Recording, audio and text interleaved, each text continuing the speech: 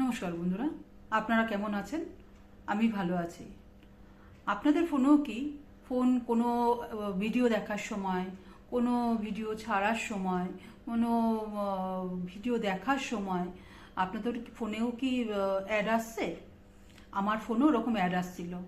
তো আমি কিছু ইনফরমেশন আপনাদেরকে দেব, তাহলে আপনারা খুব উপকৃত হবেন।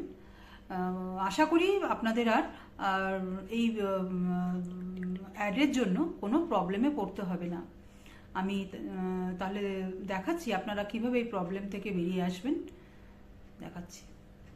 হ্যাঁ বন্ধুরা, এই অ্যাড বেশিরভাগ সময় মোটোরোলা ফোনেই আসে। আমি আপনাদের দেখিয়ে দিচ্ছি কিভাবে এই অ্যাড বন্ধ করবেন। এটা মাত্র আমার 2 মিনিটের কাজ।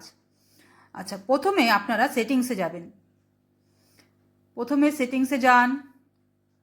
আচ্ছা, সেটিংসে গিয়ে লিখবেন প্রাইভেসি। সেটিংসে গিয়ে সবারই থাকে, সবারই থাকে প্রাইভেসি বলে। আর যদি না থাকে তাহলে আপনারা লিখবেন প্রাইভেসি। তারপর একটা অ্যাডস বলে অপশান আছে।